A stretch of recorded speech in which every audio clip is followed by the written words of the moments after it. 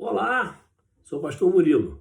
Estou aqui mais uma vez para trazer uma mensagem de amor e de esperança para o teu coração. Hoje nós vamos falar de murmuração. Nosso bate-papo tem o objetivo de lembrar que você, sendo uma nova criatura, tem que parar de murmurar, porque está escrito: não murmureis como também alguns deles murmuraram e pereceram pelo destruidor, como você pode conferir em 1 Coríntios capítulo 10, versículo 10. Uma vez que você nasceu de novo e é nova criatura, precisa se desfazer das coisas antigas. Então comece hoje mesmo e pare de murmurar, porque é absolutamente imprescindível que você encerre todas as práticas e costumes anteriores que sejam incompatíveis com a palavra de Deus. Certamente você tem uma série de coisas a serem abandonadas. Eu mesmo ainda estou abandonando várias práticas do passado à medida que o velho homem se levanta e o Espírito Santo me alerta. Então, queridos, a Bíblia ressalta que Deus já tratou com o meu e com o teu passado. Isso porque já fomos santificados, lavados e justificados no nome do nosso Mestre Jesus e no Espírito Santo, porque os injustos certamente não herdarão o reino de Deus, conforme está escrito em 1 Coríntios capítulo 6, versículo 9. Então, querido, nosso Senhor e Mestre já fez o que ninguém poderia fazer, a fim de podermos viver daí em diante uma nova vida em nome dele. Mas para que isso possa acontecer, teremos que receber Jesus verdadeiramente como Mestre, como Senhor e Salvador das nossas vidas. E nesse caso, teremos que abandonar a antiga vida e suas práticas. Há na Bíblia exemplos de pessoas que fizeram exatamente isso. Zaqueu, como você pode conferir em Lucas capítulo 19, versículo 8, é um exemplo do que eu estou falando. Zaqueu, logo após crer em Jesus, percebeu que seu velho homem havia extorquido pessoas e foi imediatamente conscientizado do seu pecado pelo Espírito Santo. Sua mesquinhez o levaria à segunda morte, tenha certeza. Haja vista que nenhum avarento tem herança no reino de Cristo, como você pode conferir em Efésios capítulo 5, versículo 5. E naquele mesmo instante, Zaqueu se levantou e disse ao nosso mestre: Senhor, eis que eu dou aos pobres metade dos meus bens. E se em alguma coisa tenho defraudado alguém, o restituo quadruplicado. Você pode ver que Zaqueu assumiu diante de Jesus o compromisso de abandonar todas as práticas que até então norteavam o seu comportamento. Zaqueu, a partir daquele momento, iniciou sua nova caminhada. Naquele dia, Zaqueu morreu para o mundo e passou, como nova criatura, a viver em Cristo. Quero demonstrar nesse nosso bate-papo que, ao assumirmos o senhorio de Deus, é fundamental deixar para trás o que para trás ficou. Como está escrito em Isaías capítulo 32, versículo 3, daí em diante, os olhos dos que veem não olharão para trás e os ouvidos dos que ouvem estarão atentos. Dito isso, você pode ficar certo de que terá que abandonar as velhas práticas e comportamentos, desprezando tudo o que ainda possa te prender ao passado. Assim, que se alguém está em Cristo, nova criatura é, as coisas velhas já passaram, eis que tudo se fez novo, como está escrito em 2 Coríntios capítulo 5, versículo 17. Na palavra de Deus, a conversão está relacionada a deixar todo e qualquer tipo de idolatria. O apóstolo Paulo mostra o exemplo de 1 Tessalonicenses capítulo 1, versículo 9, que deixando os ídolos, os tessalonicenses se converteram a Deus para servirem o Deus vivo e verdadeiro. Você pode estar pensando que idólatra é quem presta culto a ídolos e as imagens que representam divindade, mas isso não é tudo. A idolatria está associada a tudo e todas as coisas pelas quais o idólatra dedica uma admiração, um amor exagerado. Por exemplo, pelo dinheiro, pela beleza, pelo sexo e por aí fora vai. Por isso você precisa conhecer a maneira pela qual as escrituras tratam a idolatria. Saiba que Deus proíbe que se faça a imagem de qualquer coisa existente no céu, na terra ou no mar. E proíbe o mais mínimo pensamento de que tais imagens possuam qualquer tipo de poder. Se pensamentos como esses são alimentados, tornam você um idólatra. Naturalmente, as imagens em si mesmo não significam absolutamente nada, mas quando são reconhecidas como representações de entidades vivas, tornam-se diabólicas.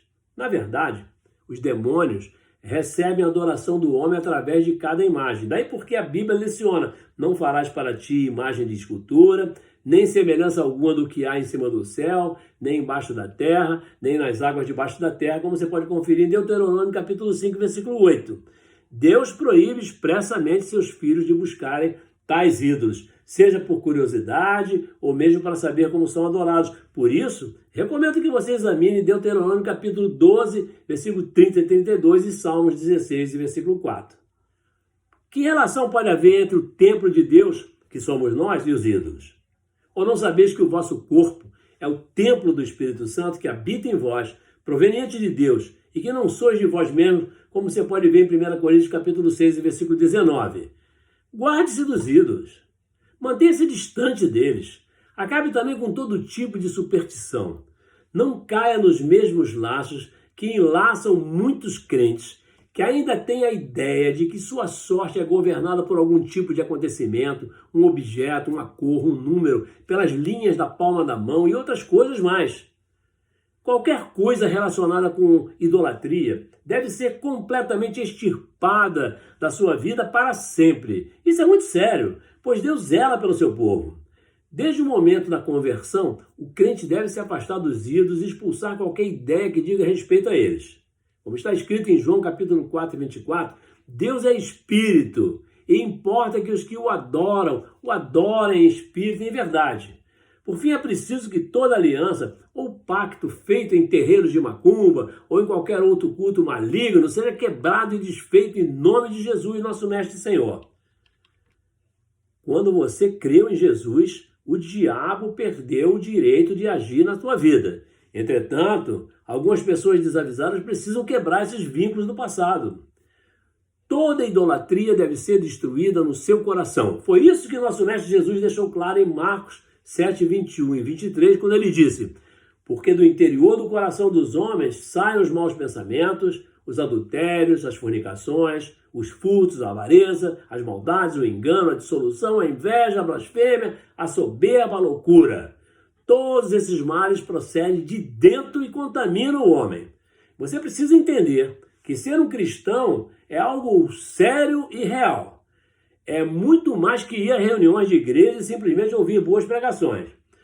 Tudo que foi obtido por meios desonestos e ilegais, como fraude, furto, apropriação pela força ou não, apropriação de coisas perdidas cujos proprietários podem ser identificados, não devolução de coisas emprestadas, tudo deve ser completamente resolvido. Mesmo que você não tenha condições financeiras de restituir o que foi fraudado ou defraudado, como Zaqueu, você precisa tratar com o passado não resolvido. Embora isso não altere o perdão que Deus te deu. Através do sangue de Jesus, essa atitude já foi cancelada, mas influenciará definitivamente o seu testemunho diante dos homens. Você já foi perdoado por Deus, mas não há como dar um bom testemunho sem resolver todas essas coisas. Você não pode se recusar, por exemplo, a pagar uma dívida somente porque já foi perdoado por Deus. É uma questão de caráter. Observe Zaqueu na passagem de Lucas 19, 8, que eu já me referi ainda agora, e que levou Zaqueu a devolver o dinheiro roubado. Naquele momento, as pessoas estavam murmurando que Jesus estava indo para a casa de um pecador. Certamente Zaqueu se constrangeu diante do Senhor. O mesmo deve acontecer com você, agora que tem uma vida com Deus. Sentir-se constrangido com as atitudes injustas do passado e procurar reparar seus erros é uma questão de justiça e de caráter. Foi o que Zaqueu se propôs a fazer quando se levantou e disse: se a alguém tenho defraudado, eu devolvo 4 vezes mais. Essa devolução não era uma condição para se tornar um filho de Abraão, nem um pré-requisito para receber a salvação. Antes foi consequência de haver se tornado filho de Abraão e o resultado daquela tão grande salvação ter entrado naquela casa. Pela sua atitude, ele pôde sustentar seu testemunho diante dos homens. Novo convertido ou não, você deve se perguntar se de alguma forma tem defraudado alguém, ou tomado emprestado sem devolver, ou obtido qualquer coisa de forma injusta e desonesta. Se esse for o caso, você deve resolver cada uma dessas coisas. O arrependimento bíblico não é simplesmente um sentimento, inclui a confissão e o abandono das faltas cometidas. Algo impróprio não é o mesmo que ilegal ou injusto. Há coisas que são impróprias para um filho de Deus, mas são legalmente permitidas. Por isso a Bíblia diz em 1 Coríntios 10 e 23, todas as coisas me são lícitas, mas nem todas as coisas convêm. Todas as coisas me são lícitas, mas nem todas as coisas edificam. Uma das situações mais comuns, recorrentes entre os crentes, é a questão do casamento. Muitos vivem amaziados há anos, reiterando conscientemente o pecado da fornicação por conhecerem a palavra de Deus. Na exortação do nosso mestre, em Marcos capítulo 7, 21 e 23, que ainda há pouco me referi, Jesus revela de forma clara a natureza pecaminosa da fornicação, que tem a capacidade de transformar bênção em maldição. Por isso, a fornicação não deve ser uma prática aceitável ao verdadeiro cristão. Na verdade, tudo que envolve a fornicação é colocado na lista das terríveis obras da carne. A boa notícia é que Deus perdoa a fornicação. Mas você pode se perguntar, como vencer a fornicação? Sabemos que todos nós ainda possuímos uma velha natureza que deseja aquilo que desagrada a Deus. É por isso que, independentemente de quem seja, cada um de nós comete algum tipo de pecado. O apóstolo João escreve que se afirmarmos que não estamos sem pecados, enganamos a nós mesmos e a verdade não está em nós, como está em 1 João capítulo 1, versículo 8. Mas isso não significa que podemos permanecer na prática do pecado, seja o pecado da fornicação ou qualquer outro pecado. Por isso mesmo João escreve que qualquer um que é nascido de Deus não comete pecado, porque a sua semente permanece nele. E não pode pecar porque é nascido de Deus, como você pode conferir em 1 João 3:9 e 2:4. Em outras palavras, João está dizendo que o pecado é um acidente de percurso na vida do cristão genuíno e não aquilo que o caracteriza. Portanto, o fornicador deve se arrepender do seu pecado, pedir perdão a Deus e abandonar sua prática errada. Mais uma vez, João escreve que se confessarmos os nossos pecados, ele é fiel e justo para perdoar os nossos pecados e nos purificar de toda injustiça, como está escrito em 1 João capítulo 1, versículo 9. Mas fique certo, sozinhos jamais poderíamos vencer o pecado. Mas por causa da obra redentora de Jesus, nosso Mestre, e da presença do Espírito Santo habitando em nossas vidas, somos habilitados a viver uma nova vida vitoriosa sobre as práticas pecaminosas. Obviamente isso inclui a fornicação e qualquer outro pecado. Como a fornicação é uma prática sexual ilícita fora da realidade do casamento, o apóstolo Paulo indica um conselho eficaz para vencer. Ele escreve: mas por causa da fornicação, cada um tem a sua própria mulher, e cada um tem o seu próprio marido. 1 Coríntios 7:2. Além disso, o apóstolo também reprova a imoralidade sexual, o que nos faz lembrar de que somos o templo do Espírito Santo e que o Senhor exige o uso correto dos nossos corpos, como está em 1 Coríntios capítulo 6, versículo 19. Hoje você está sendo esclarecido de todas essas coisas e pode ser que você possua alguém em suas relações de amizade ou de parentesco que esteja incorrendo nesses mesmos pecados totalmente impróprios para um cristão. A solução é muito simples. E essa situação poderá ser resolvida mediante o casamento na igreja, com efeito civil ou não, porque o mais importante é estar em conformidade com a palavra de Deus. Como está escrito em Isaías 43:25, nosso Mestre e Senhor nos lembra: eu mesmo sou o que apago as tuas transgressões por amor de mim e dos teus pecados não me lembro. Por isso esqueça seu passado e não torne a viver em função dele. Você pode estar achando desagradável ouvir o que está escutando no nosso bate-papo hoje. Pode até estar pensando que não sabia que ser cristão exigia tanta coisa, até porque, hoje, quase ninguém fala ou ensina a verdade contida na palavra de Deus. Só se fala em bênçãos, prosperidade dos bens materiais e em riquezas. Ninguém quer falar ou pregar a verdade da cruz. Preferencialmente só se fala o que agrada ao pecador, a fim de não afastá-lo da igreja, mas são esses que não se afastam da igreja que se afastam de Cristo, nosso Senhor e Mestre, que deu a sua vida justamente para poder salvá-los. Mas eu te digo, não murmure.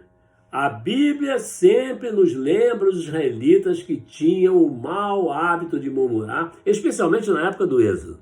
A murmuração quase sempre deságua numa reclamação contra Deus e revela o baixo nível de espiritualidade do murmurador, sua falta de gratidão, sua falta de respeito, sua falta de sabedoria, sua falta de fé. A murmuração pode levar um grupo ou uma comunidade à destruição, você sabia? O murmurador nunca está contente com as decisões do outro, sempre quer provar que o outro está errado e que ele é que está certo. Todo murmurador é invejoso, é ciumento e não tem o louvor do Senhor na sua boca. O murmurador procura falar sempre por trás, procurando se juntar com outros que são murmuradores como ele para falar mal contra Deus ou alguém. Lembre-se do povo de Deus no deserto, que só murmurava contra Deus e Moisés. Deus teve que esperar, olha bem, Deus teve que esperar toda a raça de murmuradores morrer para que a nova geração pudesse entrar na terra prometida. Troque a murmuração pelo louvor.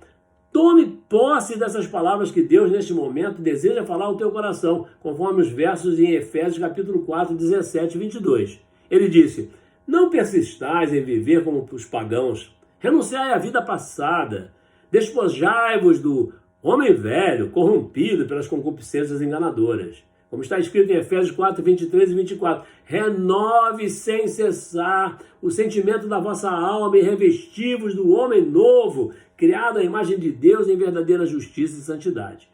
Podemos ter a aparência de santos, mas estar com o nosso coração cheio de maldade e de malícia. Temos nos apresentado com hipocrisia diante de Deus, na oração, na comunidade e na igreja, nos grupos da igreja, na frente dos outros. Não temos tido coragem de ser transparentes com os nossos irmãos, com Deus e com nós mesmos. Precisamos reconhecer nossas fraquezas, voltar nosso coração para Deus e deixá-lo ser o Senhor das nossas vidas. Precisamos nos colocar ao pé da cruz e olhar para Jesus. Pare de murmurar, assuma o louvor na sua vida. Isso significa buscar ser radicalmente cristão em Jesus, nosso Mestre. Então, uma vez que você nasceu de novo e é nova criatura e precisa se desfazer das coisas antigas, comece agora mesmo a glorificar o santo nome do nosso Senhor, Mestre e Senhor, Jesus Cristo, que deu a sua vida naquele Calvário, para que nós pudéssemos ter vida e vida, abundância no seu nome. Pare de murmurar, dê glórias a Deus. Pronto, nosso bate-papo fica por aqui. Por favor, me ajuda a divulgar a palavra do Senhor. Inscreva-se no meu canal no YouTube. Graça e paz. Olha aí, eu te amo. Fica na paz. Amém.